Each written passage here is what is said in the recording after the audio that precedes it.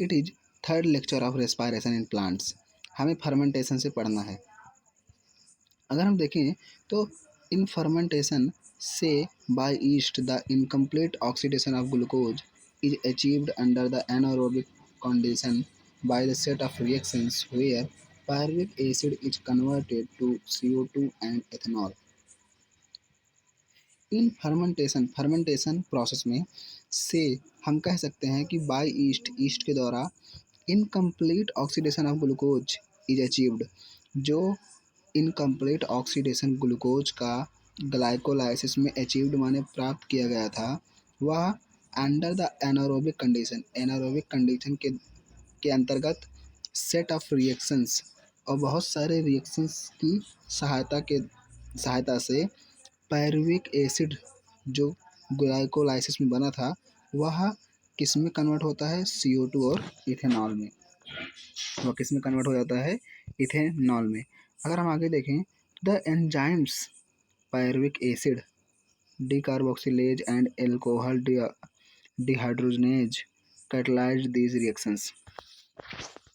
मतलब pyruvic acid से CO2 और एथेनॉल बनने में जो कुछ एंजाइम्स होते हैं जो इस प्रोसेस को तेज करते हैं या तेज होने में मदद करते हैं, उनमें अगर हम देखें तो कुछ एंजाइम जैसे कि pyruvic acid decarboxylase and alcohol dehydrogenase कुछ कैटलाइज हैं जो इस रिएक्शंस को कैटलाइज करते हैं। Other organisms like some bacteria produce lactic acid from pyruvic acid। अगर हम देखें तो पायरुविक एसिड जो ग्लाइकोलाइसिस में बना था, वह अदर ऑर्गेनिजम्स अलग अलग जीवों में जैसे कि बैक्टीरिया में लैक्टिक एसिड बनाता है। मतलब ग्लाइकोलाइसिस प्रोसेस में बनने वाला जो पायरुविक एसिड होता है, वह फर्मेंटेशन के दौरान ड्यूरिंग बैक्टीरिया में लैक्टिक एसिड बनाता है। The step involved are shown figure 12.2। और इन फर्मेंटेशन में मतलब लैक्टिक एसिड बनने में एंड पायरुविक एसिड से CO2 और इथेनॉल बनने के लिए जो कौन कौन से स्टेप्स और कौन कौन से एंजाइम्स जो यूज हुए हैं, वे सभी 12.2 में दिखाए गए हैं। अगर हम देखें तो यहाँ ग्लूकोज से ग्लिसरॉल्डिहाइड और वहाँ से पायरुविक एसिड और यहाँ पर पायरुविक एसिड है। पायरुविक एसिड से इथेनॉल और CO2 बनता है एंड लैक्टिक एसिड बना है। यह दो प्रोडक्ट होता है जो ग्लाइकोलाइसिस से बने पायरुविक एसिड द्वारा बनता है। अगर हम आगे देखें तो in animals also like muscles during exercise when oxygen is inadequate for cellular respiration pyruvic acid is reduced to lactic acid by the lactate dehydrogenase.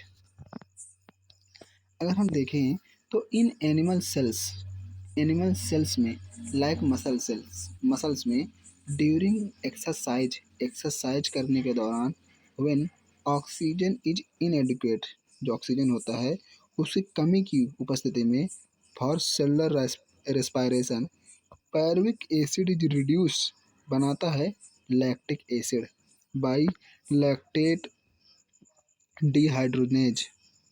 अगर हम देखें तो कुछ एनिमल्स में यह जो पायरुविक एसिड होता है,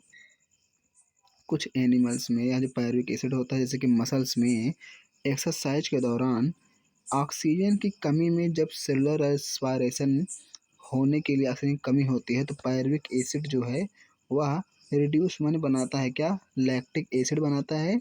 और कौन से एंजाइम की उपस्थिति में बनाता है? जिसे कहते हैं लैक्टेट डिहाइड्रोजनेज। लैक्टेट डिहाइड्रोजनेज नामक एंजाइम की उपस्थिति में पायरुविक एसिड ऑक्सीजन की कमी में पायरुविक एसिड से क्या बनता है? लैक्टिक एसिड बनता है। The reducing agent is NADH plus H which is reoxidized to NAD plus in both the processes the reducing agent यानी DH+। अगर हम देखें तो हाइड्रोजन का जुड़ना क्या कहलाता है? रिडक्शन।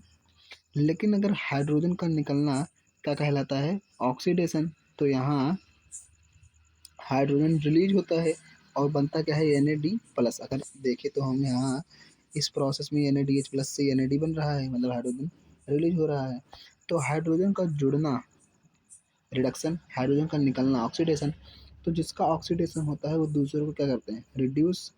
तो यहाँ पर हाइड्रोजन रिलीज होता है और इससे NaDH+ ऑक्सीडाइज होता है और ऑक्सीडेशन होने के कारण वह दूसरे किसी को क्या करता है? रिड्यूस करता है। इसीलिए हम इसे क्या कहते हैं? Reducing agent. जो कि reducing agent NaDH+H+ which reoxidise to Na+, और या Na+ में रीऑक्सीडाइज होता है इन बोथ प्रोसेस मतलब चाहे वहाँ पायरुविक एसिड से एल्कोहल बने अथवा लैक्टिक एसिड बने, दोनों में NaDH+H+ से NaD में कन्वर्ट होता है। अगर हम आगे देखें तो in both lactic acid and alcohol fermentation are not much energy released. In both lactic acid and alcohol, चाहे पायरुविक एसिड से लैक्टिक एसिड बने अथवा एल्कोहल बने, लेकिन नॉट मच एनर्जी रिलीज्ड, बहुत एनर्जी रिलीज नहीं होती है।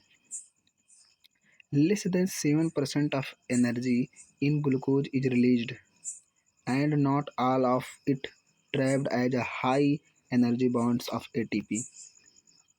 मतलब यहाँ पर लेस देन 7%, केवल 7% से कम एनर्जी रिलीज होती है ग्लूकोज से। और यह जो एनर्जी रिलीज होती है ये सभी नॉट ऑल ऑफ इट, और इनमें जो सभी एनर्जी रिलीज होती हैं वे सभी ATP बॉन्ड के रूप में स्टोर भी नहीं होती हैं। Also, the process are hazardous, either acid or alcohol is produced। अगर हम देखें तो इस प्रोसेस में हजार्डस माने होता है हार्मफुल प्रोडक्ट भी बनता है, जैसे कि लैक्टिक एसिड जो कि एक पेन रिलीज करता है या बॉडी में पेन होता है इससे, एंड एल्कोहल जो कि एक हार्मफुल प्रोडक्ट है। यह इस प्रोसेस मतलब फर्मेंटेशन प्रोसेस में यह बनता है। अगर हम आगे देखें तो what is the net ATP that is synthesised when one molecule of glucose is fermented to alcohol और लैक्टिक एसिड। तो यहाँ पर NCERT पूछती है कि what is the net ATPs that is synthesised when one molecule of glucose is fermented to alcohol और lactic acid. मतलब जब ग्लूकोज से लैक्टिक एसिड अथवा एल्कोहल बन रहा था तो उसके दौरान तो उसके दौरान कितनी ATPs निकली हैं, इससे इसमें बनने में और इसमें बनने में कितनी ATPs निकली हैं यह पूछा जा रहा है। अगर हम आगे देखें तो ईस्ट्स poison themselves to death when the concentration of alcohol reaches about 13%। मतलब ईस्ट जो कि जिसकी उपस्थिति में एल्कोहल बनता है, अगर एल्कोहल की कंसंट्रेशन 13% के अबाउट मतलब 13% के पास हो जाए तो यहाँ ईस्ट स्वयं ही डेथ हो जाता है, उसका ईस्ट का स्वयं ही डेथ हो जाता है, मतलब वो बहुत ज़्यादा ही हार्मफुल हो जाती है। अगर हम आगे देखें तो what then would be maximum concentration of alcohol in beverages that are naturally fermented. अगर 13% में ही ईस्ट का डेथ हो जाता है, अगर एल्कोहल की जो कंसंट्रेशन है वो 13% हो तो ईस्ट का क्या हो जाता है? डेथ हो जाता है। तो यहाँ क्वेश्चन है कि what then would be maximum concentration of alcohol in beverages का मतलब होता है पेय माने पीने के योग्य जो होती हैं वह मैक्सिमम माने अधिकतम उनकी कंसंट्रेशन कितनी होती है नेचुरली जो कि फर्मेंटेड होते हैं। अगर हम आगे देखें तो how do you think alcoholic beverages of alcohol content greater than this concentration are obtained? How do you think, आप कैसे सोचते हैं कि एल्कोहल बेवरेजेस मतलब एल्कोहल के कंटेंट से, जो कंटेंट एल्कोहल में पाए जाते हैं उन्हीं से रिलेटेड कुछ अलग अलग प्रोडक्ट होते हैं, वो उनकी कंसंट्रेशन एल्कोहल के कंसंट्रेशन से अधिक कैसे प्राप्त किया जाता है? मतलब आप यह कैसे सोचते हैं कि एल्कोहल से रिलेटेड जो प्रोडक्ट होते हैं उनकी कंसंट्रेशन एल्कोहल से अधिक कैसे प्राप्त की जाती है? And what is and what is the process by which organisms can out carry out complete oxidation of glucose and extract the energy stored extract the energy stored synthesis a large number of ATP molecules needed for cellular metabolism. अगर हम देखें तो what then the process, अगर हम देखें तो यहाँ 7% से कम एनर्जी रिलीज होती है, मतलब फर्मेंटेशन के दौरान 7% से कम एनर्जी रिलीज होती है। तो हम इस लाइन से इस पैराग्राफ को कनेक्ट करें तो according to N C R T पूछती है कि then what then the process by which, जिसके द्वारा organisms can carry out complete oxidation of glucose, मतलब फर्मेंटेशन से भी कंप्लीट एनर्जी नहीं निकली, तो अब वह कौन सा प्रोसेस है जिससे ऑर्गेनिज्म अलग अलग जो ऑर्गेनिजम्स हैं वह ग्लूकोज का कंप्लीट ऑक्सीडेशन करके उसकी एनर्जी को कंप्लीट ऑक्सीडेशन करके उसकी एनर्जी को सिंथेसिस करके एटीपी के रूप में, जो कि ज़रूरी है किसके लिए, सेलुलर मेटाबॉलिज्म के लिए। तो मतलब वह कौन सा प्रोसेस है जिससे ग्लूकोज का कंप्लीट ऑक्सीडेशन हो सके और उसकी एनर्जी को एटीपी के रूप में हम स्टोर कर सकें। तो in the eukaryotes these steps takes place within the mitochondria and this requires O2. In eukaryotes में these steps ये जो स्टेप्स होते हैं, किसकी स्टेप्स, मतलब और ग्लूकोज को कंप्लीट ब्रेक करने के लिए, कंप्लीट ऑक्सीडेशन करने के लिए दीज स्टेप्स, यह जो स्टेप्स होती हैं विद इन द माइटोकॉन्ड्रियम होती हैं एंड दीज रिक्वायर्स O2, और यहाँ ऑक्सीजन की ज़रूरत होती है। Aerobic respiration is the process that leads to a complete oxidation of organic substance in the presence of oxygen and release O2, water and a large amount of energy present in the substrate.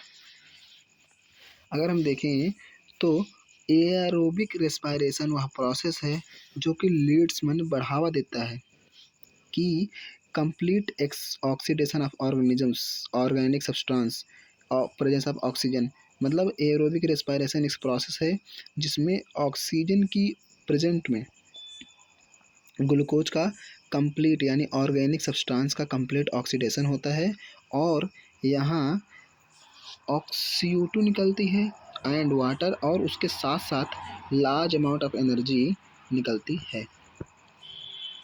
This type of respiration is most common in higher organisms. इस प्रकार का जो respiration होता है जो जो कि किस में होता है, हायर ऑर्गेनिजम्स में। We will look at this process in the next sections. We will look, हम इसे देखेंगे एट दिस प्रोसेस, इस प्रोसेस को इन द नेक्स्ट सेक्शन, अलग दूसरे भाग में, जो कि क्या है, aerobic respiration. For aerobic respiration to take place within the mitochondria, the final product of glycolysis, pyruvate, is transported from the cytoplasm into mitochondria. For aerobic respiration, अगर हम देखें तो इस एयरोबिक रेस्पिरेशन के लिए to take place within the mitochondria, यह जो process है कहाँ होता है, माइटोकॉन्ड्रिया में। The final product of glycolysis, glycolysis से फाइनल प्रोडक्ट क्या बना था, पायरुवेट, जिसे ट्रांसपोर्टेड माने भेजा जाता है फ्रॉम द साइटोप्लाज्म, साइटोप्लाज्म से माइटोकॉन्ड्रिया में सेंड किया जाता है। मतलब एरोबिक रेस्पायरेशन कहाँ होता है, माइटोकॉन्ड्रिया में, जहाँ ग्लाइकोलाइसिस का जो प्रोडक्ट है पायरुवेट, उसे साइटोप्लाज्म से माइटोकॉन्ड्रिया में सेंड किया जाता है या ट्रांसपोर्ट किया जाता है। The crucial events in aerobic respiration are, जो इम्पॉर्टेंट कुछ इवेंट्स हैं, मैंने जो घटनाएं हैं जो कि एरोबिक रेस्पायरेशन में होती हैं, वो सभी निम्नलिखित हैं, मैंने देखिए नीचे लिखे गए हैं। अगर हम देखें तो the complete oxidation of pyruvate by the step wise removal of all hydrogen atoms leaving 3 molecules of CO2। मतलब एरोबिक रेस्पायरेशन एक ऐसा प्रोसेस है जिसमें पायरुवेट का, जो कि ग्लाइकोलाइसिस से बना एक प्रोडक्ट है, उसका कंप्लीट ऑक्सीडेशन होगा एंड स्टेप वाइज, और जो भी कंप्लीट हाइड्रोजन एटम्स होते हैं वो सभी लीव माने निकल जाते हैं और CO2 मॉलिक्यूल बनता है। पासिंग एंड, अगर हम आगे देखें तो passing on the electrons removed as part of hydrogen atoms to molecular O2 with simultaneous synthesis of ATP, और ऑक्सीजन की उपस्थिति में होता है। तो ऑक्सीजन की उपस्थिति में होता है तो जो हाइड्रोजन रिलीज करती हैं, जो हाइड्रोजन निकलती हैं, वह किसके रूप में निकलती हैं, हाइड्रोजन के साथ H2O बना करके निकल जाती हैं, और आगे क्या बनता है, ATP बनता है। लेकिन यहाँ एक जो दूसरा पॉइंट है वो बहुत इंपॉर्टेंट है कि passing on the electrons removed as part of hydrogen. मतलब अगर हम देखें तो हाइड्रोजन में एक इलेक्ट्रॉन और एक प्रोटॉन पाया जाता है, तो यानी या हम कह सकते हैं कि जो electron removed as part of hydrogen, यहाँ जो एक इलेक्ट्रॉन है यह अभी रिमूव होता है किसके रूप में, हाइड्रोजन के रूप में। अगर हाइड्रोजन रिमूव करता है तो उसका मतलब उसके साथ साथ उसमें पाए जाने वाले इलेक्ट्रॉन और प्रोटॉन भी जाएंगे। तो यहाँ यह दिया गया है कि passing on one on of the electrons removed as part of hydrogen, मतलब यहाँ यानी इलेक्ट्रॉन हाइड्रोजन के रूप में जल के साथ, जल बन करके या वाटर बन करके रिमूव होते हैं, और आगे क्या बनता है, ATP सिंथेसिस होता है। What is interesting to note is that the first process takes place within the matrix of the mitochondria, while the second process is located on the inner membrane of mitochondria. What is the interesting to note? What is the interesting to note is that, क्या यहाँ note करना जरूरी है, that कि first process takes place in the matrix of mitochondria. मतलब जो पहला process होता है किसका, एरोबिक रेस्पायरेशन का, मतलब कंप्लीट ऑक्सीडेशन का, वह कहाँ होता है, माइटोकॉन्ड्रिया के मैट्रिक्स में। एंड वाइल, जबकि second process is located on the inner membrane of mitochondria.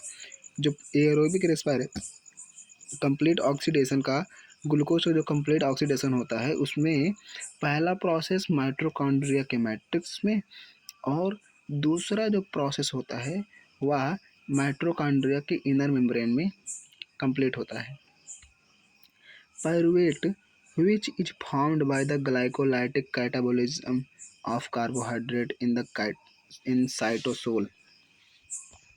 Pyruvate जो कि विच इज फॉर्म्ड, जो कि बना था by the glycolytic catabolism of carbohydrate, मतलब कार्बोहाइड्रेट मतलब स्टार्च या सुक्रोज के ब्रेक होने के बाद या उसके हाइड्रोलाइज होने के बाद ग्लूकोज, और ग्लूकोज से क्या बना था, पायरुवेट। किस प्रोसेस में, ग्लाइकोलाइसिस यानी ग्लाइकोलाइटिक प्रोसेस में, किसमें, साइटोसोल में। तो वहाँ यहाँ लिखा गया है कि जो पायरुवेट होता है वह फॉर्म्ड माने बनता है by the glycolytic catabolism of carbohydrates in the cytosol, जो कि पायरुवेट साइटोसोल बना है आफ्टर इट, इसके बाद इंटर्स इन mitochondrial matrix undergoes oxidative decarboxylation by a complex set of reactions catalyzed by pyruvic dehydrogenase। अगर हम देखें तो पायरुवेट जो कि ग्लाइकोलाइसिस प्रोसेस में बना, वह अब कंप्लीट ऑक्सीडेशन के लिए इंटर करता है कहाँ, माइटोकॉन्ड्रिया के मैट्रिक्स में, एंड अंडरगोज माने गुजरता है किससे, ऑक्सीडेटिव डिकार्बोक्सिलेशन से, oxidative decarboxylation by a complex set of reactions. मतलब इस प्रोसेस में जो ऑक्सीडेटिव डिकार्बोक्सिलेशन प्रोसेस है, इसमें बहुत कॉम्प्लेक्स रिएक्शंस होते हैं कैटलाइज्ड बाय पायरुविक डिहाइड्रोनेज। और यह जो रिएक्शन है वह किस एंजाइम की उपस्थिति में होता है, pyruvic डिहाइड्रोनेज। The reactions catalyzed by pyruvic dehydrogenase require the participation of several coenzymes including NAD+ and coenzymes. The reactions catalyzed by pyruvic dehydrogenase require माने वह मांग करता है या उसमें होते हैं बहुत सारे कोएंजाइम्स होते हैं। जब यह प्रोसेस होता है ऑक्सीडेटिव डिकार्बोक्सिलेशन, तो पायरुविक डिहाइड्रोजनेज की उपस्थिति में बहुत सारे और अदर कोएंजाइम्स होते हैं, जैसे कि NAD+ and coenzyme A and magnesium and बहुत सारे अलग अलग एंजाइम्स इसमें भाग लेते हैं इस प्रोसेस में। इसमें पायरुविक एसिड कोएंजाइम्स ए और NAD+ जो कि एंजाइम है, और pyruvic dehydrogenase and magnesium plus जो कि एक आयन होता है, इस कॉम्प्लेक्स रिएक्शन में भाग लेता है और क्या बनाता है, acetyl coenzyme plus CO2 plus NADH plus बनता है। ड्यूरिंग दिस प्रोसेस, इस प्रोसेस के दौरान 2 molecules of NADH are produced from the metabolism of 2 molecules of pyruvic acid produced from 1 glucose molecule during glycolysis। During this process, इस process के दौरान 2 molecule of NADH के 2 molecule के बनते हैं from the metabolism of molecules of pyruvic acid. Pyruvic acid जो कि glycolysis का एक प्रोडक्ट होता है, वह पायरुविक एसिड इस प्रोसेस के दौरान NADH के 2 फॉर्म माने 2 मॉलिक्यूल को बनाता है, एंड द एसिटाइल कोएंजाइम जो कि एक प्रोडक्ट है, acetyl coenzyme then enters in a cyclic pathway। Acetyl coenzyme then enters in a cyclic pathways tricarboxylic acid cycle, more commonly called a Krebs cycles, after the scientist Hans Krebs who first elucidated it। यह जो acetyl coenzyme एक product है, वह इसके बाद acetyl coenzyme कितने carbon का होगा, 2 कार्बन का होगा। तो अभी एक बार और ब्रेक होगा जिससे उसका क्या होगा, कंप्लीट ऑक्सीडेशन। तो एसिटाइल कोएंजाइम इस ऑक्सीडेटिव कार्बोक्सिलेशन के बाद एक cyclic pathway try carboxylic cycle अथवा क्रेब्स साइकिल में एंटर करता है। और यह जो साइक्लिक पाथवे या क्रेब्स साइकिल है, यह किसके द्वारा समझाया गया था, हेंस क्रेब्स, इसीलिए इसे क्रेब्स साइकिल पाथवे भी कहते हैं, जो कि ट्राई कार्बोक्सिलिक एसिड साइकिल है।